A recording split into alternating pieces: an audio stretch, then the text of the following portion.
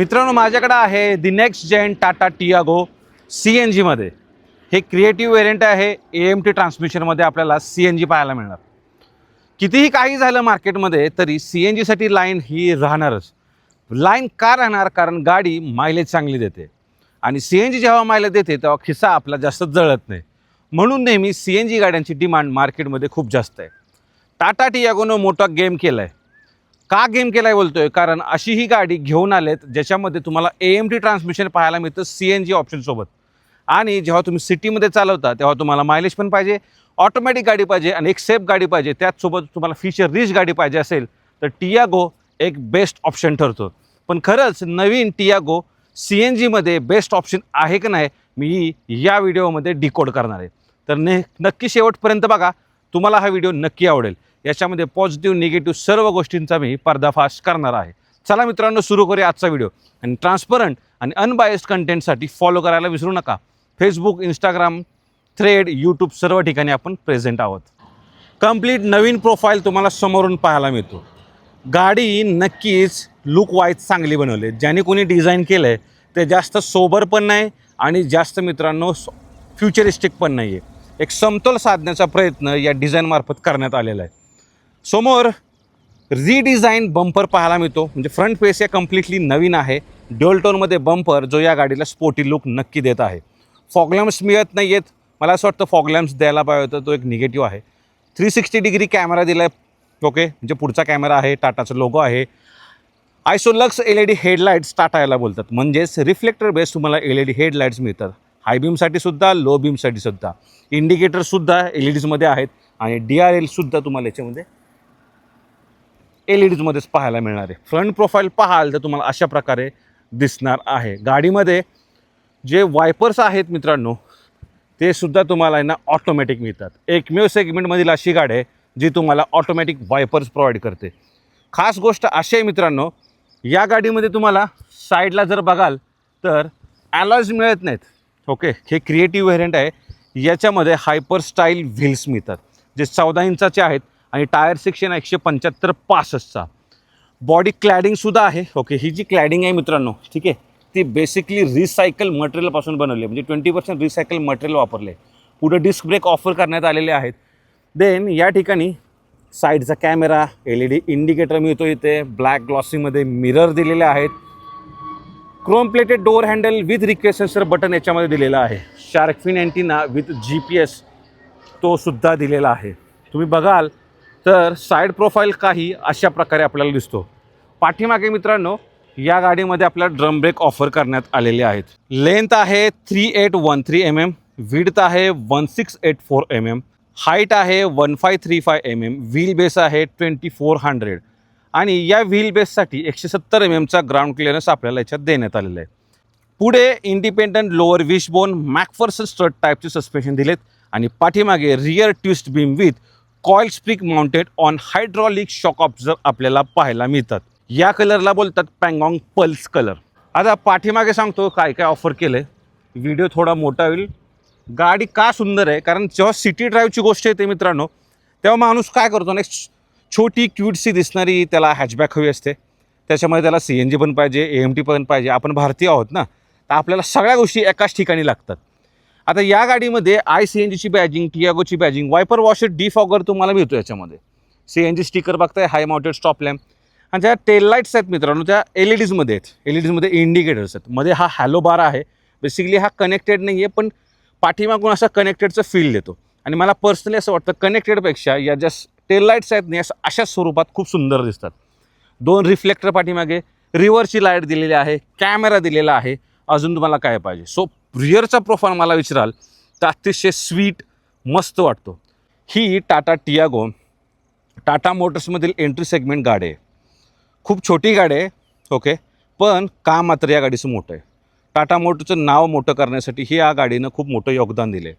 जशी खारुताई मित्रांनो राम सेतू बांधायला प्रभू श्रीरामांना छोटीशी मदत करते पण ती मोठी असते, तसंच टाटा टियागोचं सुद्धा काम आपल्याला टाटा मोटर्सचं नाव उंच करायला पाहायला मिळतं। म्हणून ही गाडी खूप वाव वाटते। फीचर्सचं वाव आहेतच, यामध्ये वाव मिळण्यासारखी गोष्ट म्हणजे ती आहे बूट स्पेस। अहो CNG असून देखील 110 लिटरच्या आसपास हा बूट स्पेस मिळतो. म्हणाला कसं शक्य आहे? कारण मार्केटमध्ये सगळ्यात सर्वप्रथम ट्विन CNG सिलेंडर टेक्नॉलॉजी कोणी आणली होती? तर ती टाटाने. हे बघू शकता. ती 30-30 लिटर वॉटर टँक कॅपॅसिटी असणारा CNG तुम्हाला याच्यामध्ये CNG टँक पाहायला मिळतो, जे टाटानं घडवलं. या ठिकाणाहून मित्रांनो तुम्हाला फ्युएल लीड मिळतं, जे ओपन कराल तर गाडी ऑटोमॅटिक बंद होते, म्हणजे मायक्रो स्विच दिलेला आहे. CNG इनलेट आहे इथेच, ओके. आणि पेट्रोल टँक मिळते जवळजवळ 35 लिटरची. जर तुम्हाला मी दाखवलं गाडी चालू आहे, गाडी बंद झालेली आहे, तर सेफ्टीचा सुद्धा इथं दृष्टिकोन टाटाकडून ठेवलेला आहे. गाड्या तर सेफ आहेच, पण फीचर पण असे देतात जेणेकरून तुमचा फायदा होईल. जर तुम्ही नीट पाहाल, ओके, तर या साईडला फॅब्रिक दिलेला आहे.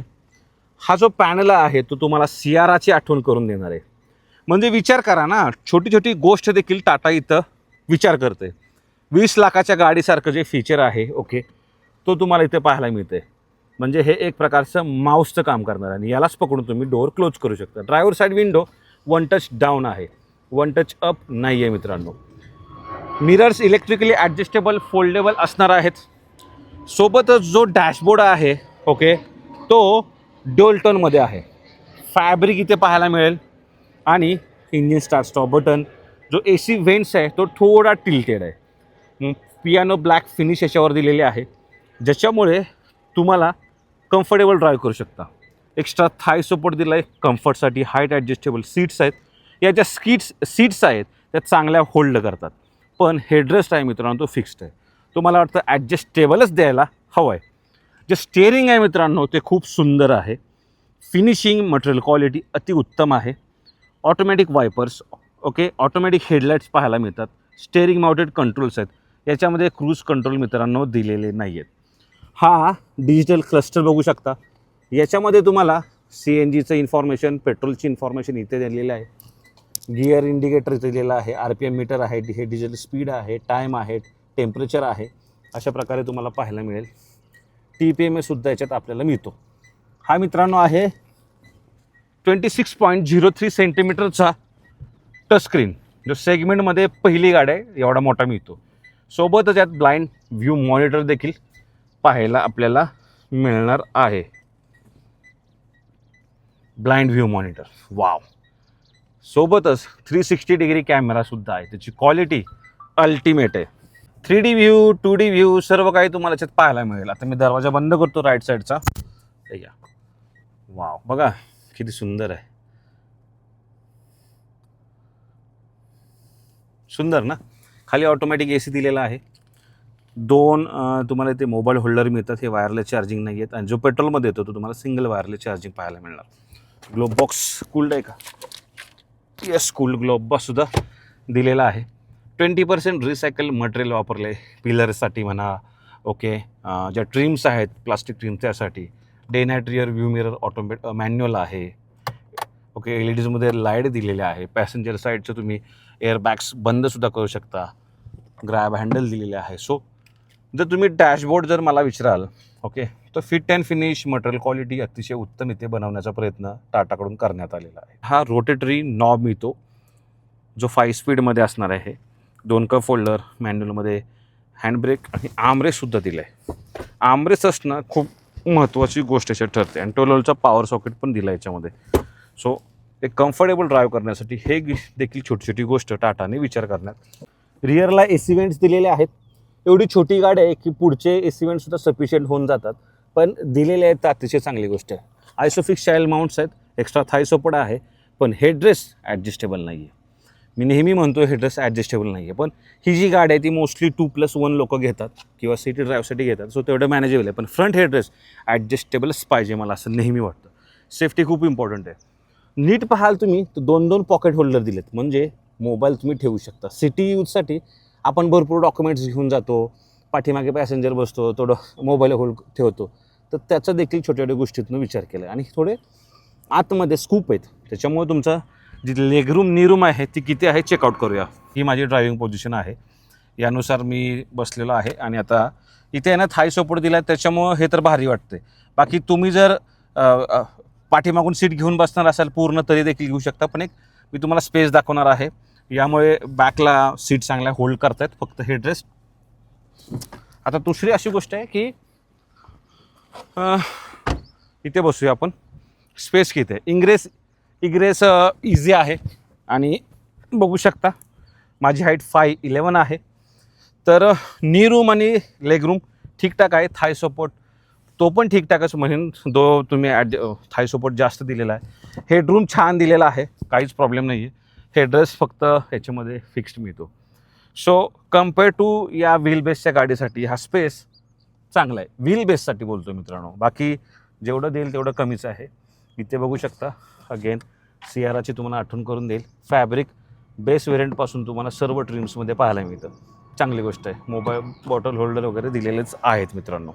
CNG म्हटलं की आपल्याला सगळ्यांना मायलेज पाहिजे. या गाडीमध्ये 1.2 लिटरचं रेवट्रॉन इंजिन मिळतं, जे 3 सिलेंडर असणार आहे. डेफिनेटली थोडे व्हायब्रेशन्स जाणवतात, बट ऑब्वियस इट्स 3 सिलेंडर.